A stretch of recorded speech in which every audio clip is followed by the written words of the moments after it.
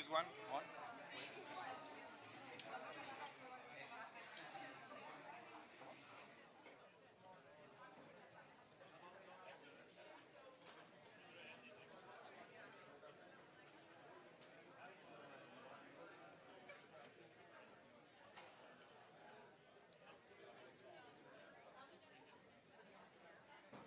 Ok, perfecto, como bueno.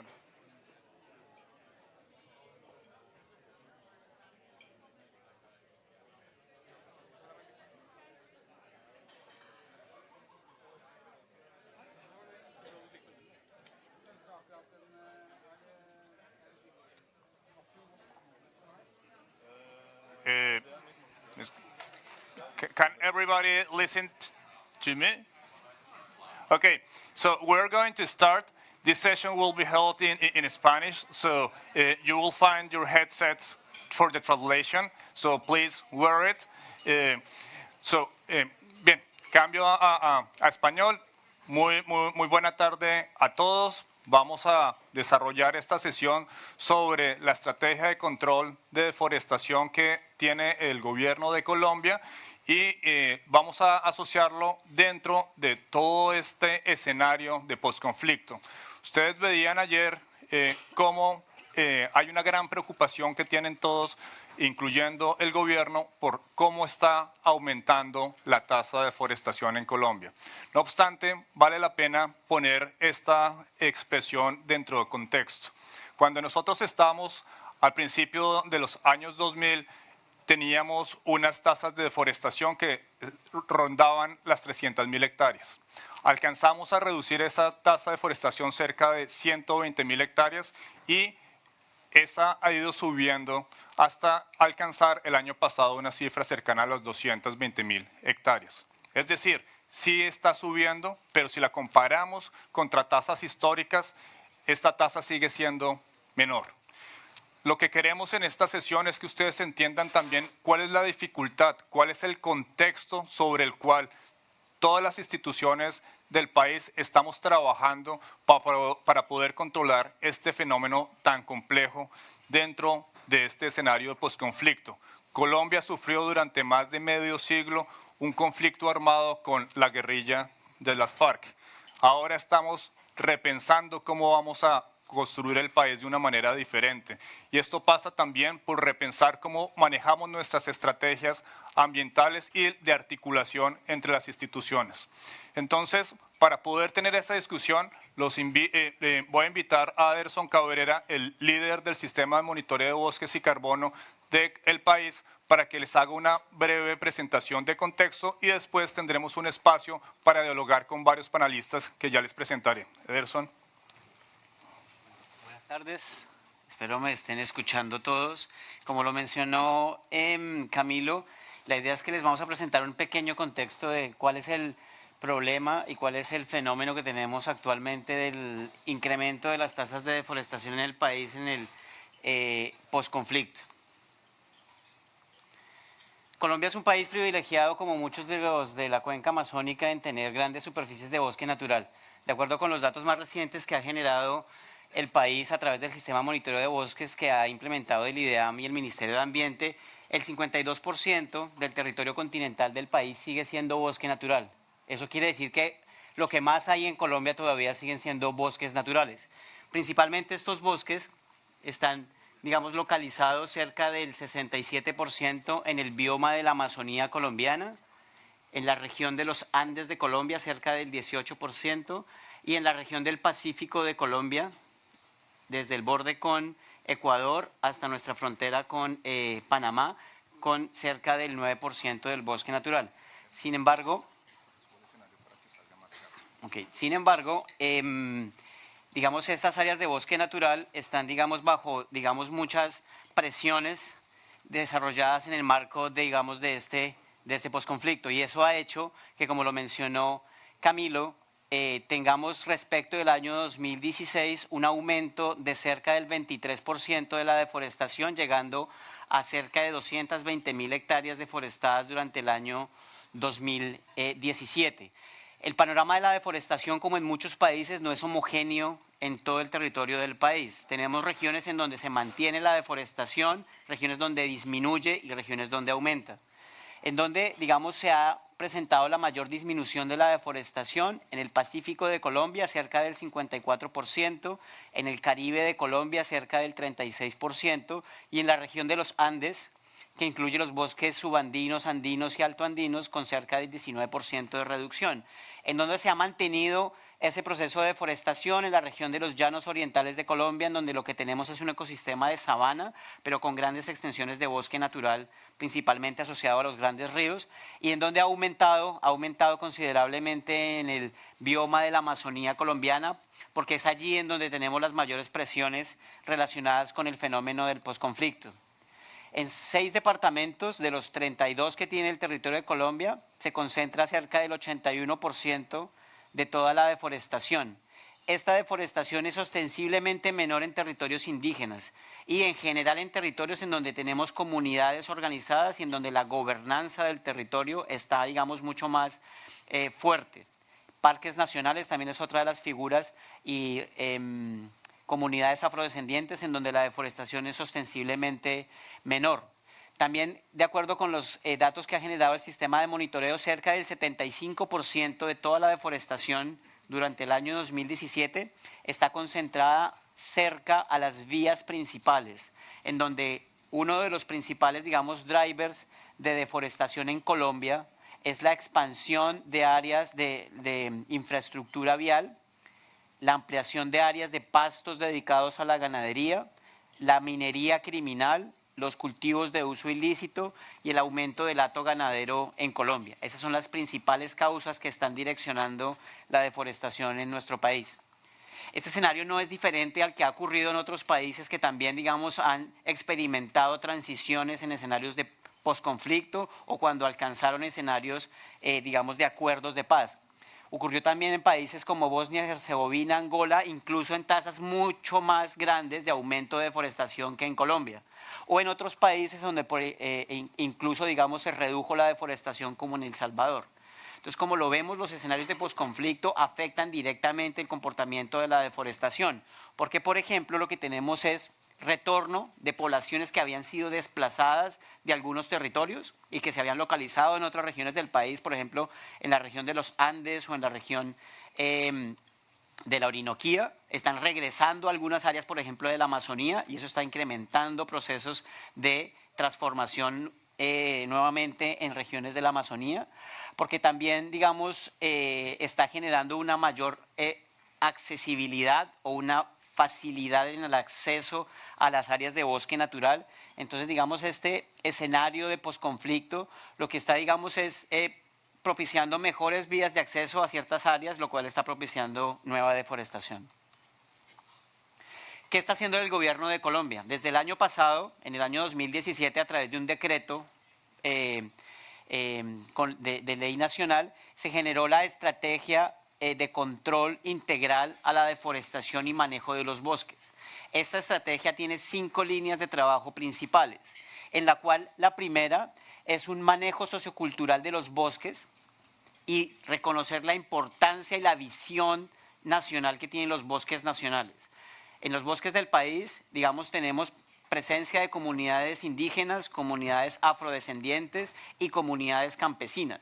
Reconocer la visión integral del bosque natural en Colombia es una de las principales apuestas del país para encontrar una senda que nos permita estabilizar la frontera forestal y reducir la deforestación. La segunda es el desarrollo de una economía forestal. Tradicionalmente en Colombia los bosques no han estado presentes de una forma importante dentro del Producto Interno Bruto. Es una de las principales estrategias del gobierno, no solamente del Ministerio de Ambiente, darle importancia a los bosques y generar, digamos, valor económico de los productos, tanto, digamos, forestales como no forestales derivados del bosque natural. Se debe hacer un manejo intersectorial y un planeamiento que incluya la variable de bosque natural dentro del desarrollo del país, y esa es la tercera estrategia. El cuarto es el monitoreo y control permanente. Una de las principales, digamos, apuestas que tenemos que tener en el posconflicto y que está desarrollado en los acuerdos es una presencia institucional en las áreas que tradicionalmente estuvieron inmersas en el conflicto armado. Entonces, la presencia institucional no solamente del sector ambiental, sino de todo el Estado en las áreas, digamos, afectadas por el conflicto o el conflicto armado, es una de las principales estrategias para poder, digamos, reaccionar y efectivamente hacer un control permanente del territorio. Finalmente, la generación y el fortalecimiento de las instituciones y del financiamiento asociado a la implementación de la estrategia. Una de las principales, digamos, resultados en la parte final del gobierno actual de Colombia es la definición de la frontera agropecuaria. Básicamente, Colombia ha tomado una decisión de cerrar la frontera de expansión de actividades agrícolas sobre la línea de bosque natural. Y lo que se ha identificado es que vamos a tener, digamos, un área, que es esta que ustedes ven aquí en un verde más claro, en donde se ha definido como la frontera agrícola, en donde van a haber incentivos positivos para desarrollar actividades agrícolas sostenibles y en donde, digamos, el sector agrícola va a desarrollar, digamos, todo un paquete agroambiental para poder incentivar el cierre de la frontera. Se van a identificar estas áreas de manejo forestal sostenible, que de hecho Colombia sería uno de los pioneros en desarrollar operacionalmente manejo forestal sostenible en áreas de bosque natural, como esa barrera en lo cual esa economía forestal se va, digamos, a promocionar y va a tener recursos disponibles para poder generar bienes y servicios para la población. Y tendríamos, digamos, ya los acuerdos de cero deforestación, en donde a través del trabajo con organizaciones campesinas, principalmente ubicadas en estas áreas de frontera forestal en la Amazonía colombiana, digamos, se va a hacer acuerdos de conservación de bosque natural que de hecho ya están en curso a través de programas como Visión Amazonía o las iniciativas GEF 5 y GEF 6 en esta parte norte de la Amazonía colombiana. Esto hace parte de las estrategias 2 y 3 que les acababa de mencionar. Es importante mencionar, and if the person related with the presentation can be click on all of these buttons, ustedes pueden ver el avance del proceso de deforestación y cómo la generación de información que hemos venido generando a través del sistema de monitoreo va generando esa información en detalle para poder saber si es que sí estamos siendo efectivos para frenar el proceso de deforestación en esta franja de estabilización de bosque natural que se ha venido desarrollando en el país y en donde la situación que hemos identificado con los datos históricos desde el 2012, 15, 16, 17, ya empieza a tener resultados durante este año 2018 y en el escenario 2020, donde, digamos, están parte de nuestras metas de reducción de deforestación. Este es un poco el comportamiento de esa deforestación en un área tan sensible como el noroccidente de la Amazonía colombiana. Y en un área, digamos, de tanta importancia como la ampliación del Parque Nacional Natural Chiribiquete, que es uno de los principales parques en el contexto de la cuenca amazónica que preservan vestigios indígenas de más de 12.000 años de antigüedad y que permiten identificar esa frontera de bosque en donde debemos estabilizar, digamos, el desarrollo de todas esas actividades. Pero también a través de ese trabajo detallado vamos a hacer seguimiento mensual a la efectividad de las intervenciones que venimos realizando. Entonces, a través del uso eficiente de imágenes de sensores remotos, vamos a hacer un monitoreo, digamos, mensual de cómo esos acuerdos de conservación de bosque se van desarrollando y si se están cumpliendo o no. Porque hay, digamos, es un tema importante para el gobierno nacional saber si todos los incentivos positivos que se están desarrollando tienen algún efecto directo en el territorio. Las alertas tempranas de deforestación que genera el país cada trimestre, cada 3 meses generamos una alerta de deforestación, son uno de los primeros indicadores de cómo se está comportando la deforestación. Entonces, ya generamos el dato más reciente para el año 2017 con corte a diciembre, pero con corte al 31 de marzo ya identificamos que la situación, digamos, aún concentra la mayor parte de la deforestación en la región amazónica. El 63% de las alertas tempranas de deforestación que hemos detectado durante enero a marzo de este año siguen concentrándose en la Amazonía de Colombia y en los departamentos asociados a esta región. Este tipo de información, a través del monitoreo y control permanente, nos va a permitir hacer ese seguimiento. Sin embargo, el análisis de los patrones de deforestación nos indican que Este aumento de deforestación probablemente debe estar también orientado a que antes, como lo mencionaba Camilo al comienzo, teníamos procesos de deforestación similares.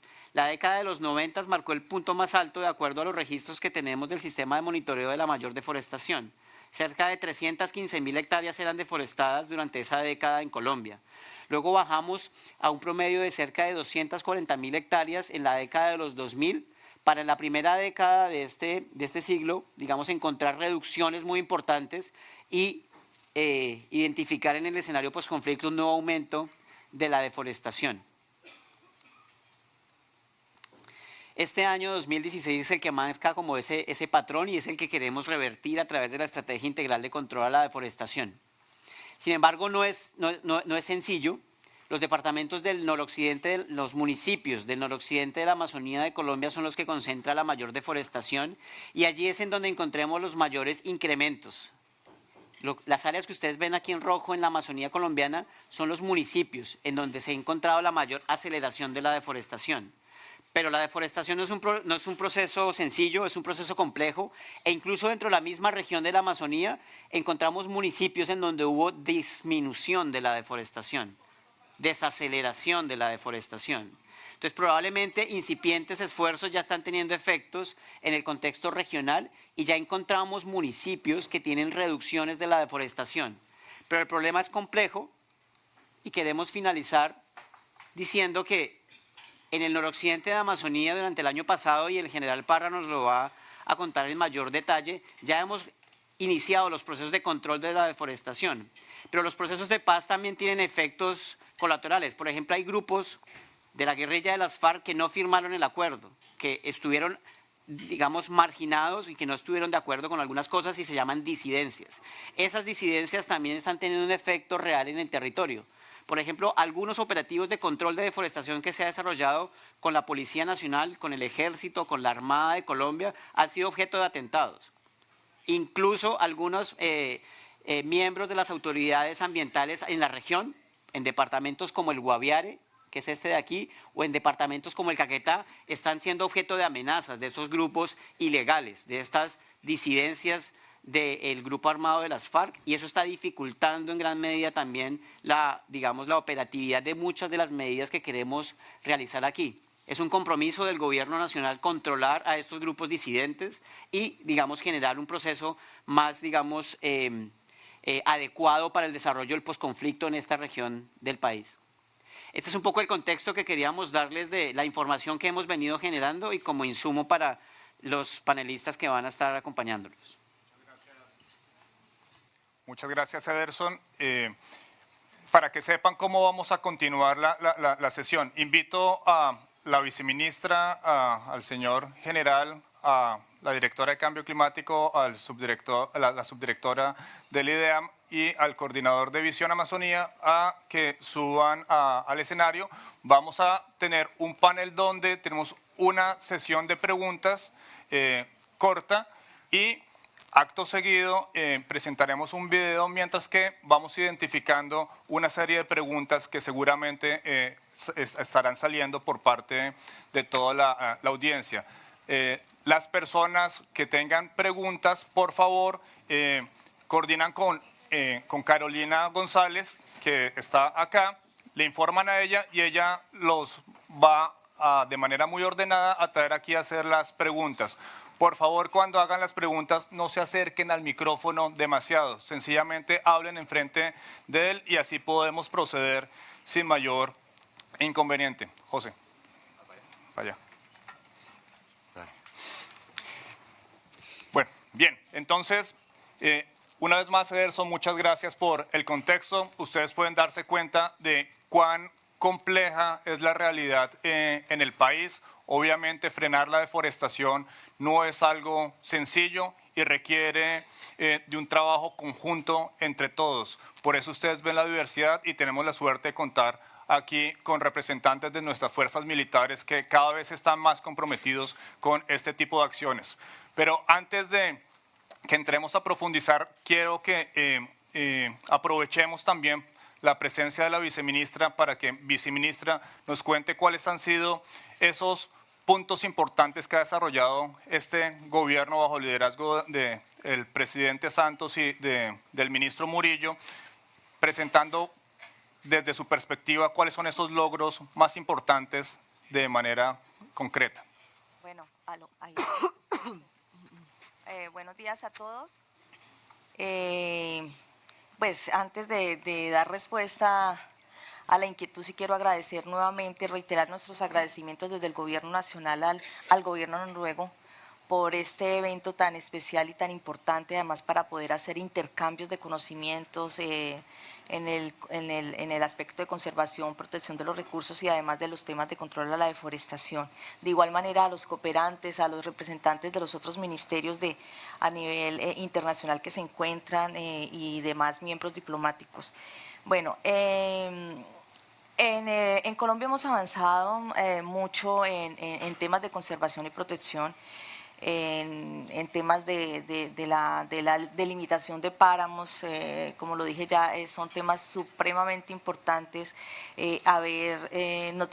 Estábamos en cero, definitivamente en el año 2010, que es el año de referencia al 2018, ya tenemos 37 páramos delimitados, de igual manera tenemos humedales ya con categorías Ramsar y bueno, en este mismo aspecto, muchos avances muy importantes en el tema de protección y conservación de nuestra gran diversidad.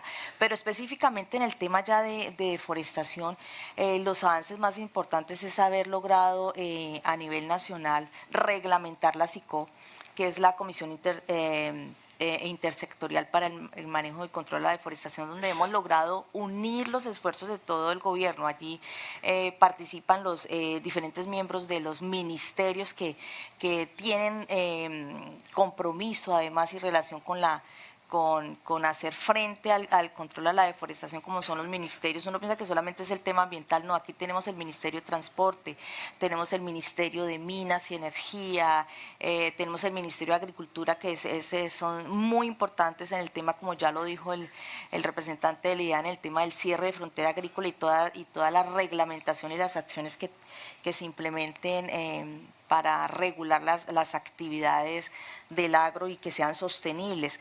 De igual manera la fuerza pública, que son los miembros muy importantes, sobre todo en la comisión hay una subcomisión de seguridad técnica, que es la parte específica operativa, porque tenemos claro que el componente de control es uno de los prioritarios en la acción frente al control de la deforestación.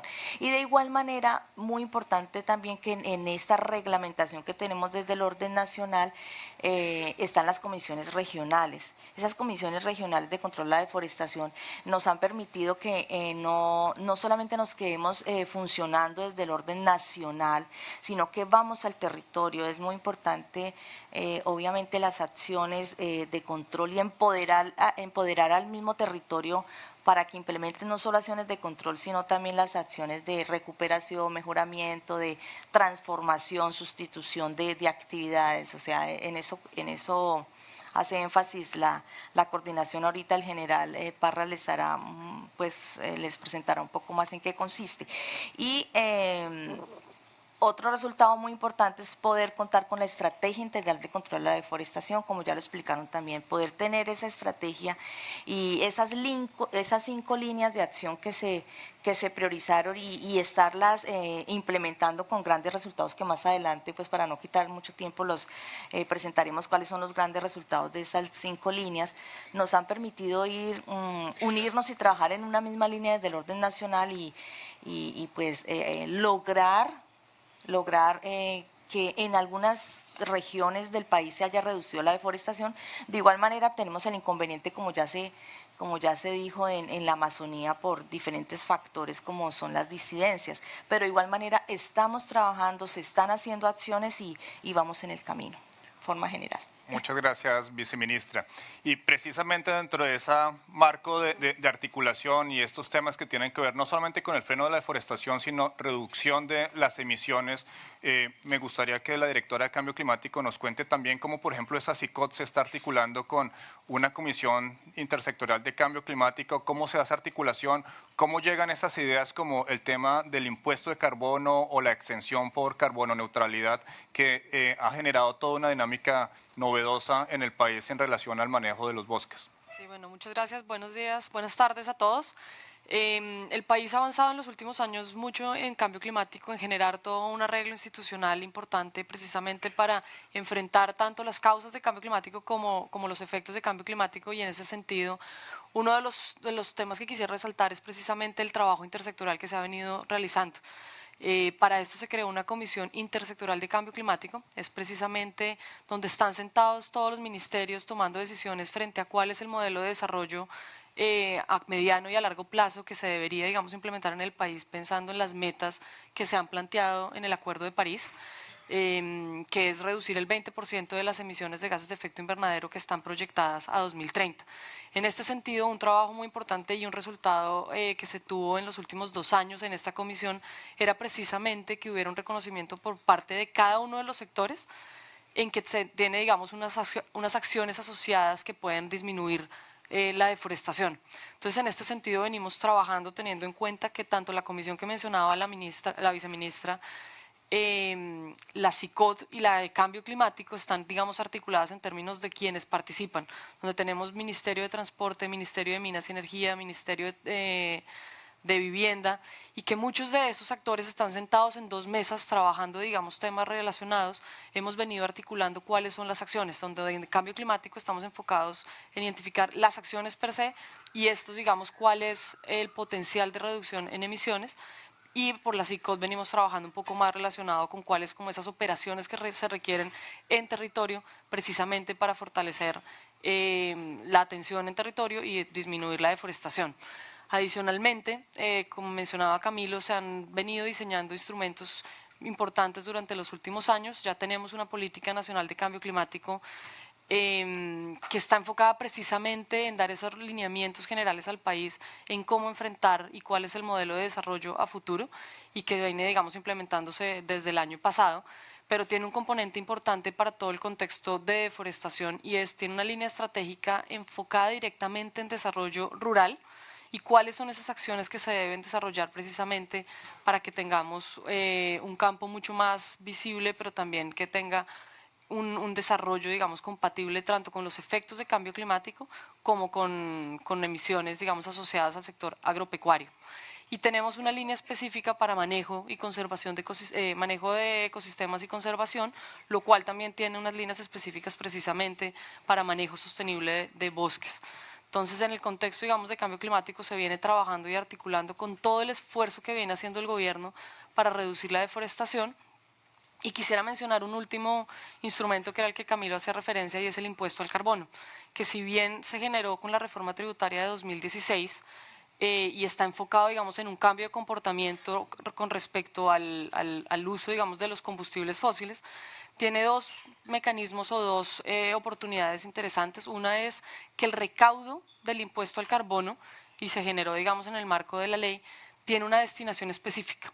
Es decir, que tiene un porcentaje que va a ser definido específicamente para temas ambientales, donde tenemos áreas protegidas, tenemos temas relacionados con manejo y conservación de recurso hídrico, evidentemente acciones asociadas a cambio climático, tanto adaptación como mitigación, y evidentemente todo esto necesita una base importante de monitoreo, como lo mencionaban durante la presentación, tanto para lo que se requiere en monitoreo, reporte y verificación de las acciones de cambio climático que, digamos, como país tenemos que reportar frente a la convención, pero también en términos del sistema de monitoreo de bosques y carbono. Entonces, esa es una primera oportunidad interesante que nos da el impuesto. Y segundo, crea un mecanismo novedoso, que es que aquellas personas o aquellos sujetos, digamos, que quieran acceder a la no causación del impuesto, pueden de cierta forma compensar sus emisiones a través de reducciones o certificados de reducciones de emisiones. Y esto lo traigo, digamos, a este evento precisamente porque uno de los sectores que más se está moviendo en ese sentido es el sector forestal. Entonces ha sido una oportunidad interesante de ver cómo el sector privado empieza a invertir también en el sector ambiental y en poder generar resultados de mitigación que a su vez tienen unos resultados importantes en reducción de la deforestación. Entonces creo que lo dejo por ahí. Muchas gracias, Mariana. Pues precisamente para poder, ya bien sea, medir los impactos de este tipo de mecanismos o para continuar con los apoyos para generar la información que les presentó Ederson, pues necesitamos un trabajo muy fuerte en términos de ese monitoreo, esa capacidad de monitoreo, reporte y verificación, que después será entonces utilizada por nuestra fuerza pública también para tomar decisiones de acciones concretas en el territorio. Entonces, sobre ese marco que está asociado a esa línea 4 de la estrategia de control integral, me gustaría que la subdirectora del IDEAM nos pudiera contar un poco sobre cuáles han sido los avances más importantes en el marco de este sistema, pero también cuáles son los retos que nos quedan adelante, especialmente pensando en cómo presentar esa información de manera ágil a la fuerza pública, a la fiscalía y a otros para que puedan ser utilizados como evidencia y hacer un control efectivo de la deforestación. Bueno, buenas tardes. Bueno, en general el IDEAM ha venido avanzando en el fortalecimiento de un sistema de monitoreo de bosques y carbono que es el que nos ha permitido hacer el monitoreo de la superficie de bosque y la deforestación. Sin embargo, ese no es el único instrumento, si bien es el que nos ha permitido generar las alertas y generar los reportes sobre la deforestación, también el IDEAM está trabajando en fortalecer integralmente lo que es el Sistema Nacional de Información Forestal y el Inventario Forestal Nacional. ¿Por qué? Porque ya pensando en los desafíos que implica trabajar, que este sistema de monitoreo sea útil no solo para reportar emisiones o para reportar la deforestación, sino que sea útil realmente como una estrategia de control y gestión y manejo del bosque, lo que buscamos es que con los datos del inventario, por ejemplo, podamos apoyar procesos de manejo forestal sostenible, podamos ayudar a los procesos de ordenación forestal, podamos mejorar la gobernanza con las autoridades ambientales y podamos poco a poco involucrar a las comunidades y a otros actores locales en la gestión del bosque y en el monitoreo. También en el tema de monitoreo ha sido muy importante trabajar con las autoridades locales, fortalecerlas en el manejo de la información, en el análisis de la información, en la validación de las alertas tempranas para analizar realmente cuáles son las causas, cuáles son los procesos que están contribuyendo a la deforestación y empoderarlas un poco más en tomar acción, entender la información y pues actuar. Y específicamente en lo que se refiere a la CICOT, pues el IDEAM ha sido el que ha venido generando toda la información para que la Subcomisión Técnica de Seguridad, que es como el agente técnico que va a darle recomendaciones a la CICOT, analice el problema y podamos identificar qué tipo de acciones se pueden hacer. En eso ha sido muy importante entonces esta información para que la policía, la Armada, el Ejército cruce con su información de inteligencia y pueda definir como unos operativos o unas acciones que ellos podrían hacer en el territorio. Y creo que, por ejemplo, en el caso de Pacífico, y bueno, ya el general hablará más, hay unas cosas en las que se puede ver realmente que sí, en el tema de minería ilegal o la extracción ilícita de minerales o los temas de cultivos ilícitos, se pueden realmente llegar a acciones conjuntas con información compartida de las dos agencias. Muchas gracias, María Teresa. Y sí, general, precisamente en este momento que estamos en ese escenario de posconflicto, es claro que hay una oportunidad de oro para nuestra fuerza pública, una de las más grandes de Latinoamérica, para repensarse también y poder seguir generando los beneficios que ha tenido en Colombia. Entonces, ¿cómo están viendo ustedes ese escenario posconflicto, este rol para poder hacer las cosas un poco diferente y puntualmente en el marco del control de la deforestación? ¿Qué están haciendo y qué tan bien ven que se está dando esa articulación con el IDEAM y con las autoridades ambientales? Porque realmente son ustedes los que comienzan ya a llevar esas acciones de control al territorio. Bueno, un saludo especial para todos ustedes. Pues yo quiero contarles que básicamente las fuerzas militares y la Policía Nacional hemos entendido el conflicto, si vamos hacia atrás en los últimos 50 años, cómo ha sido la composición del territorio, la violencia, el impacto donde ha generado las víctimas, ha desfavorecido para que la inversión en la parte económica y social mejore, para que departamentos como el Caquetá pues no tenga un desarrollo importante. Y cuando entendemos esa problemática de atrás, que es cómo se compuso el territorio, miramos cuál es ahora que viene, cuál es la transformación del territorio, qué debemos hacer. Y ahí vemos cómo las fuerzas militares en un proceso de transformación, que son los mismos hombres, pero con mejor capacitación, entendiendo la problemática social y teniendo algo muy importante, estar de la mano con la población. Entonces, en esa política de las fuerzas militares tenemos objetivos estratégicos importantes. Y entre los objetivos estratégicos está, primero que todo, el control institucional del territorio. Cuando yo les hablo a ustedes del control institucional del territorio, les hablo de las amenazas que persisten. Si bien teníamos un grupo armado que era la FARC, pues como decía Anderson, hay gente que no entró en el proceso de desmovilización, que se quedan como disidentes, pues son amenazas que persisten como el ELN, los grupos armados residuales, el narcotráfico, la minería ilegal, la deforestación y la misma extorsión. Entonces, nuestra misión inicial como esfuerzos principales es atacar esas amenazas. Pero también dentro de ese proceso de amenazas tenemos algo muy importante en esa transformación, es la visión que tiene el Ministerio de Defensa y las fuerzas en el fortalecimiento institucional. Cuando yo les hablo del fortalecimiento institucional es saber y que nuestros soldados no sean solo los hombres de prestar seguridad, sino el hombre que entiende la problemática, el hombre que se capacita, que está en la línea de los derechos humanos, está en el cambio de doctrina que nosotros hemos tenido como un ejército alineado a la política y a los ejércitos del mundo como en la línea OTAN. Y en ese fortalecimiento, pues nuestros hombres han conocido qué son los delitos del medio ambiente. Hemos aprendido de la línea del Ministerio del Medio Ambiente, de las corporaciones, porque ellos nos han enseñado cómo debemos controlar en los ríos el transporte ilegal de madera, cómo debemos estar en las vías. Ese fortalecimiento nos ha permitido a nosotros tener una dinámica grande, integral.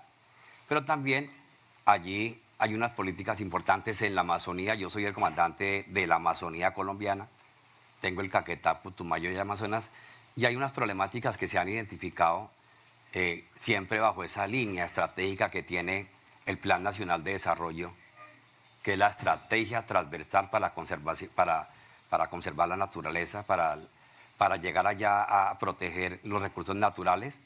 Y allí las fuerzas militares, si bien su esfuerzo principal son esas amenazas, la deforestación se deriva de eso, el narcotráfico, del acaparamiento de tierras, y nosotros como ejército y como fuerzas militares nos hemos integrado con la Fuerza Aérea Colombiana, con una capacidad importante de reconocimientos aéreos y saber en qué momento, dónde hay áreas de riesgo que están deforestando, la infantería marina sobre los ríos, el ejército y la Policía Nacional.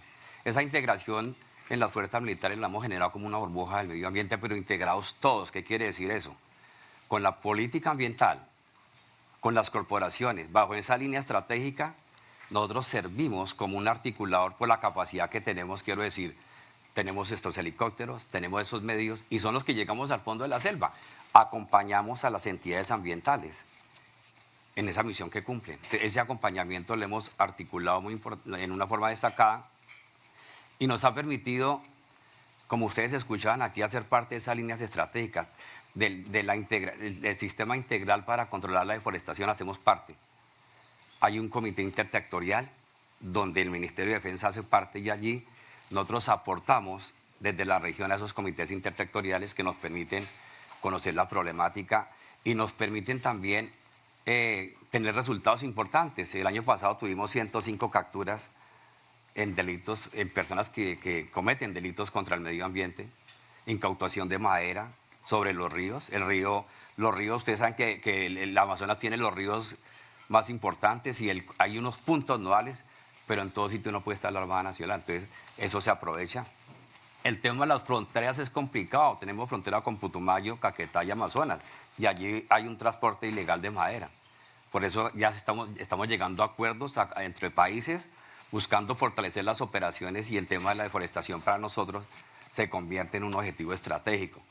Así que permanentemente estamos trabajando con el Ministerio del Medio Ambiente, hacemos parte de esa integralidad, con una visión importante de cómo queremos ver la Amazonía, con una visión importante de ayudar a controlar el tráfico de especies también.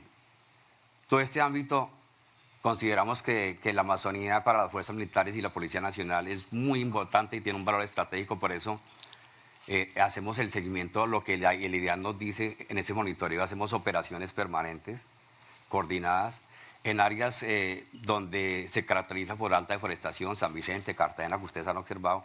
Entonces termino diciéndoles que las fuerzas militares y la Policía Nacional tienen una visión esa visión de transformación, de estar articulados y buscando también la acción unificada, porque en esas áreas vamos a mirar que se requiere ayudar más a las poblaciones, mejorar las comunicaciones, mejorar las vías, y allí buscamos entre todos, como ustedes han escuchado acá, y en esa ofensiva tan importante que tiene desde la Presidencia de la República y los ministerios, poder mejorar y poder neutralizar las acciones y los delitos que se generan contra el medio ambiente. Muchas gracias, general. Entonces, dejé para el final la pregunta más divertida con la persona más divertida, José Yunis, el coordinador de Visión Amazonía. Ustedes vieron entonces que tenemos una gran cantidad de espacios de interlocución, de trabajo intersectorial, tenemos una serie de instrumentos, tenemos alineado a nuestro ejército, tenemos realmente unos avances muy importantes. Entonces la pregunta, José, es ¿por qué sigue subiendo la deforestación en la Amazonía? ¿Qué estamos haciendo mal? ¿Qué podemos hacer mejor? Bueno, sí, bueno, lo de la parte divertida no sé si sea la respuesta. Digamos, lo del posconflicto es serio, sí fue muy serio. Es decir, Colombia había dicho que iba a haber un aumento hasta un 10% o algo así, pero fue mucho, mucho mayor lo que pasó. ¿Por qué estamos deforestando? Bueno, hay una parte que es como si nos hubiéramos volcado hacia unas nuevas áreas que se abrieron de pronto, es decir, es como, yo lo pongo como, no sé, ¿se acuerdan en la ciudad de Los Ángeles? Pues se fue la luz o se fue la policía y entró un montón de gente de pronto y tomó algo así está pasando, digamos, hay un gran flujo de gente que está entrando, las mismas poblaciones dicen es que están entrando, hay una combinación de factores que hacen también difícil la vigilancia, el control, hay unas ciertas bandas residuales y cosas de las que están haciendo. Creo que nos ha faltado y hace un año quizás me presentaron a un señor en un centro comercial cuando estábamos pensando qué hacer y llegó un señor que es el que está acá, que es el general.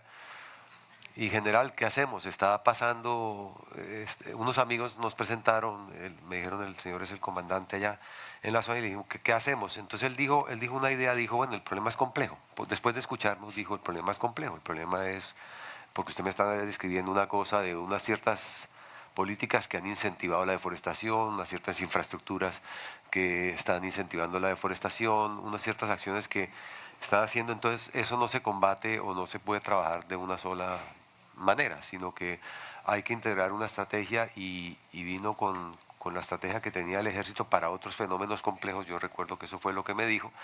Y dijo, nosotros nos agrupamos en lo que se llama una burbuja no sé, para combatir el narcotráfico. Entonces, como hay varias cosas, entonces nosotros nos ponemos allí y ahí confluyen varias entidades. La articulación de eso es lo que produce o podría producir los resultados. Todo el mundo le hace falta capacidades, plata y más. A mí me ven como un cajero. Cualquier persona que vaya yo por la calle piensa que yo soy un cajero porque no es el que tiene la plata y todo es cuestión de plata y no.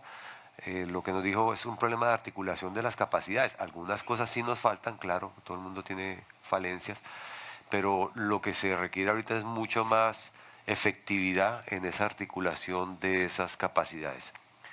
El IDEAM ya produce unos datos muy concretos, son de una precisión que uno se queda un poco como asustado ya de que es que el Big Brother is watching, o sea, lo está mirando a uno desde el satélite, es decir, hasta por predio, los parches donde se están dando, si fueron de hace 3 meses o si fueron de hace 6 meses, llegan hasta ese punto de trabajo.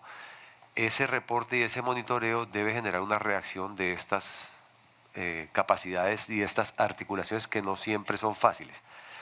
Algunos de los sitios, quiero decirles un poco la extensión del territorio, en algunas líneas para llegar allá hay que ir, hay que llegar, es decir, es un helicóptero 40 minutos, unas cosas que nos han sorprendido de pronto, que eso no puede ser un campesino, ¿no? Eso es otro tipo de trabajo. Otras son más cercanas, pero requieren un anillo de seguridad, tienen un cierto informe, etcétera, y eso es lo que venimos haciendo. Entonces ha subido porque realmente hubo una afluencia mucho más fuerte. Ustedes vieron no sé si ustedes vieron el detalle del trimestre de lo que pasó, es decir, la cantidad de la deforestación, que esto hace que tengamos que tener una reacción y un choque de vuelta. A través del SICOT se le puso ya, digamos, la parte institucional donde nos tenemos que articular, y ahora falta mucho de la efectividad. El general no lo dijo porque es un hombre prudente, yo no, pero él siempre se ha quejado, por ejemplo, de que nos faltan ciertas otras entidades. En algunos casos falta la parte técnica, en algunos falta, digamos, la parte del acompañamiento de otras instituciones que deberían estar acá, como la Fiscalía o otras ciertas acciones, y que a veces cuando se va a hacer el operativo no llega. Entonces yo creo que ahorita el trabajo es, ya tenemos, digamos, la armazón, el animal, la estrategia, la silla, la jáquima, pero nos toca ahora, digamos, ponerle mucho contenido y que esas acciones que vienen produzcan los resultados. Finalizo diciendo, la Fiscalía ha dicho, yo ya tengo identificadas algunas de esas cosas que eran medio estilo mafiosa. Hay unas cosas cosas raras que están pasando ahí, unos capitales raros, pero son reservas del sumario, son procesos que se demoran un tiempo y esperamos que salgan. Nosotros estamos diciendo no hay que perseguir a todo el mundo, no hay que hacer una cosa, pero sí tiene que haber una demostración de que hay un cierto control, y obviamente los proyectos nuestros que ya están en el caso y que van a beneficiar a mucha población, yo creo que van a ayudar en eso. Es más la articulación de esas capacidades. Muchas gracias, José. Entonces, como sé que tienen muchas preguntas, la idea es que podamos recibir las preguntas de ustedes, específicamente si lo tienen para alguno de los panelistas, por favor nos lo hacen saber.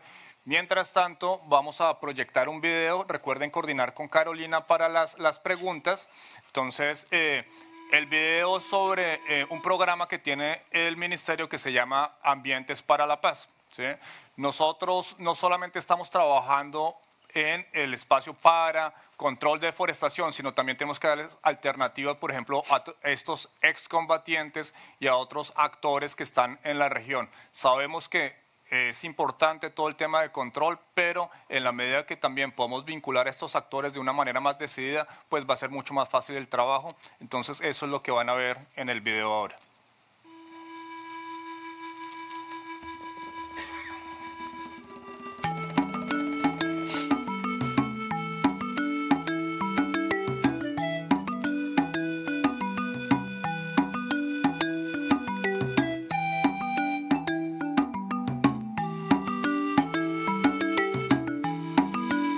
Esta propuesta nace a través de la propuesta que hacen líderes de 4 municipios afectados directamente en los temas del conflicto, digamos que es San Vicente del Caguán, Uribe Meta, La Macarena y Meseta. Luego de firmado el acuerdo de paz, pues se nos abren oportunidades en estas regiones tan olvidadas que han sido. En el tema de los proyectos productivos, porque la propuesta nos lleva al tema de conservación y protección del medio ambiente.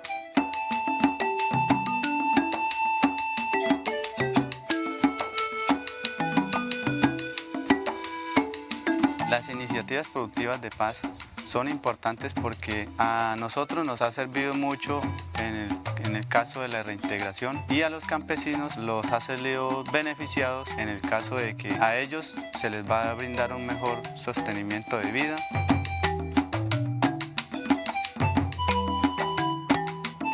El programa Ambientes para la Paz nos da nuevas herramientas para proteger el bosque, para hacer monitoreo. Básicamente es una herramienta que nos permite saber qué se tiene y a dónde podemos llegar. Dentro de estos proyectos hemos logrado nosotros como excombatientes, hombres y mujeres, darle la posibilidad a la mujer de la región para que ellas se empiecen a capacitar.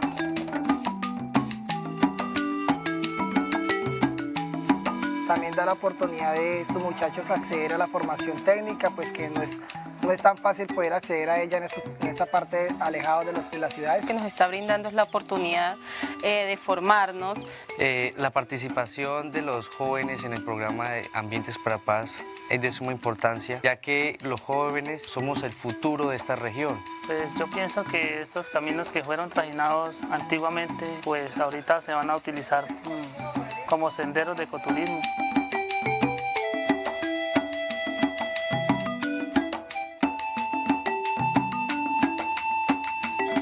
Bueno, la Guardia Campesina busca que entre nosotros mismos, los campesinos, pues solucionemos problemas o inconvenientes que tengamos.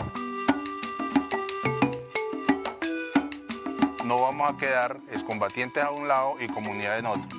Eso quiere decir que tenemos que unirnos todos, mirarlos como siempre los hemos mirado, como los campesinos, y ellos como excombatientes hoy.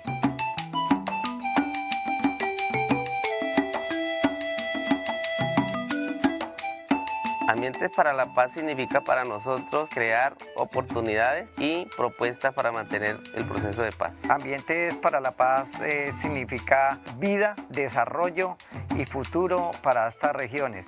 El programa Ambientes para la Paz facilita la construcción de una nueva forma de vivir con el medio ambiente.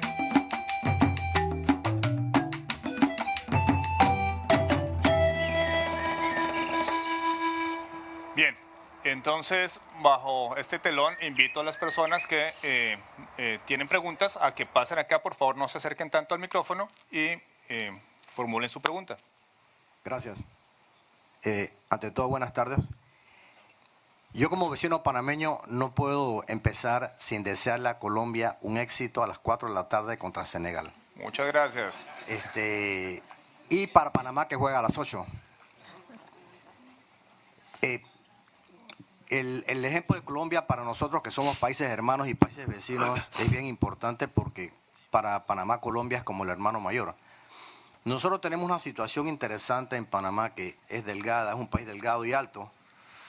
Es con el tema del atrapamiento de agua de lluvias. El agua de lluvia cae, desafortunadamente corre muy rápido y se va al mar, se va a los ríos y perdemos el agua dulce. Conmigo está el doctor Jefferson Hall del Smithsonian Tropical Research Institute y estamos haciendo un estudio para ver con qué especies de árboles necesitamos reforestar Panamá para cumplir con ciertas condiciones, biodiversidad en la parte superior de la parte de arborización, biodiversidad en el sotobosque y biodiversidad en el subsuelo. Yo como empresa privada, empresario privado 100%, me siento muy... No, esto está muy alto para mí. Me siento... No, I'm the standard. Ok, perfecto. Sí, yo como empresario privado me siento muy identificado con estos esfuerzos del agua. No solamente por el tema del Canal de Panamá, sino porque el agua es un recurso vital para todos. Algunos se enfocan en el CO2, nosotros nos enfocamos en el agua atrapada en el subsuelo.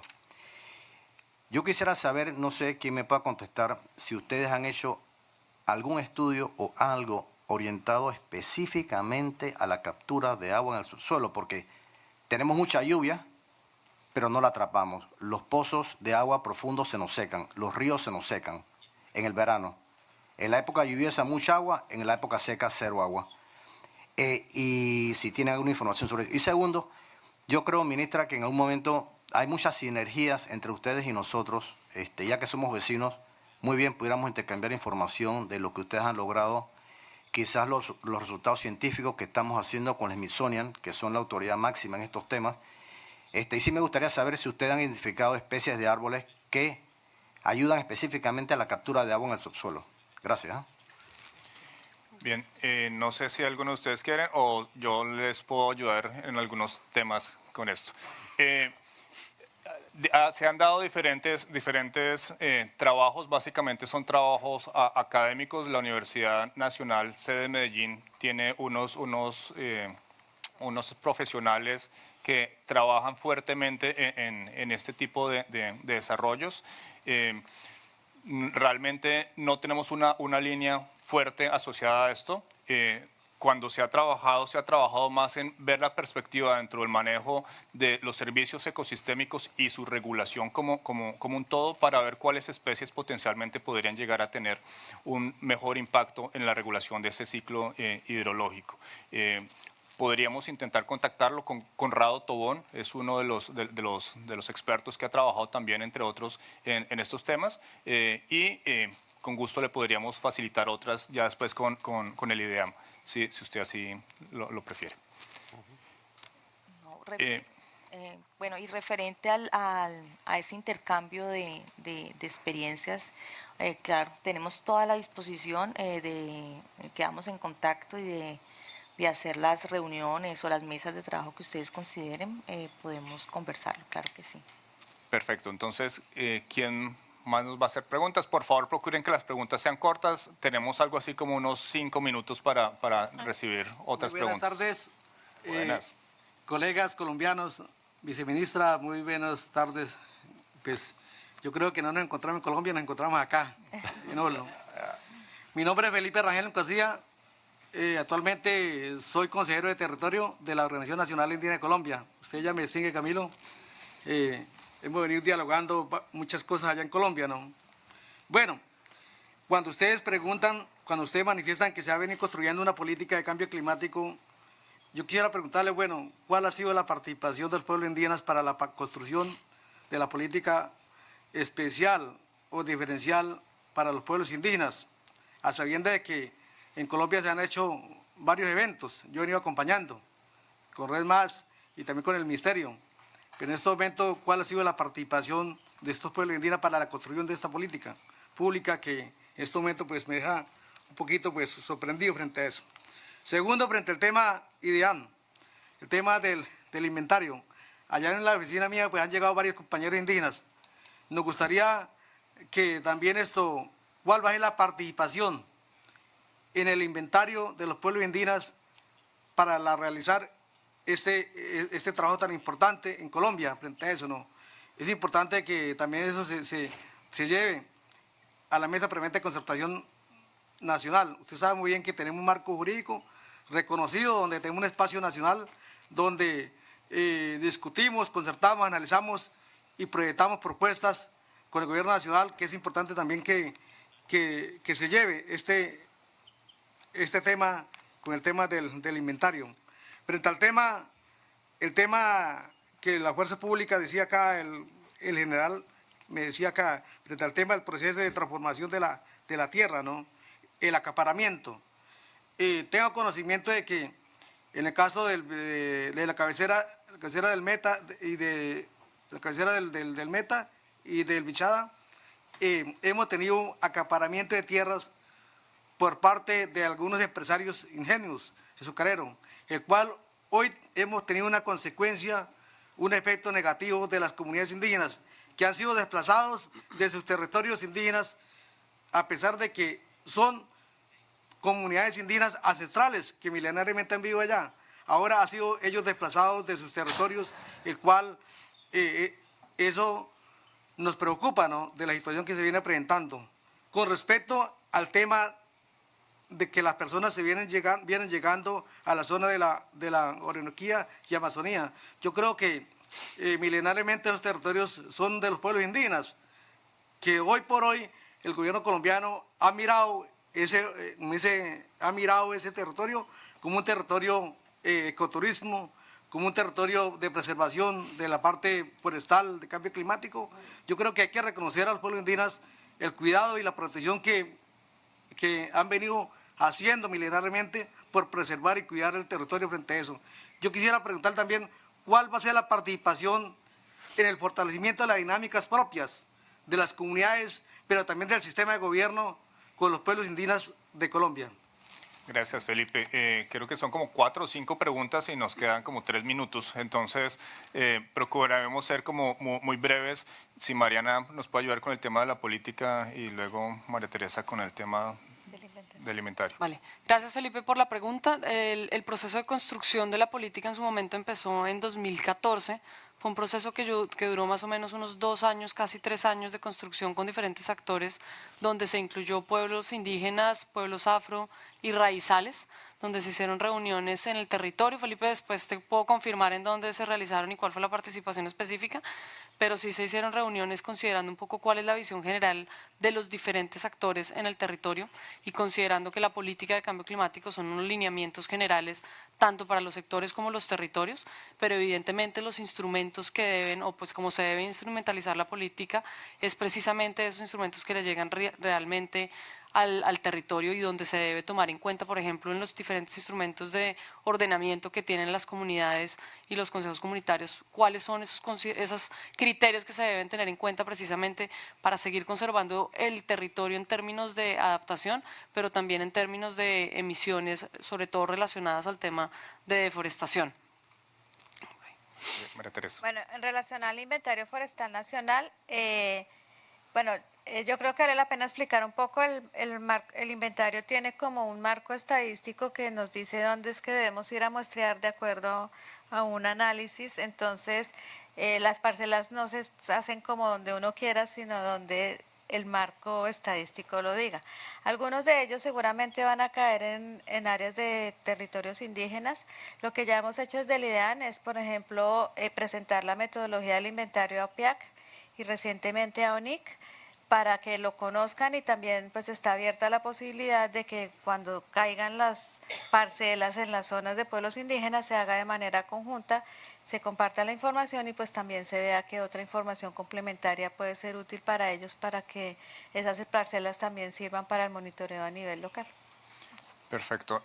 No sé, general, si quieren contar un poco sobre el tema de acaparamiento. Bueno, con el tema de tierras, desde el Comando del Ejército se ha organizado un grupo bien fuerte con el tema de la Fiscalía. Y ese grupo lo hemos tenido en la Amazonía, donde ya hay investigaciones adelantadas y que son realmente de un gran argumento por el tema del acaparamiento de tierras, por eso yo hice relación.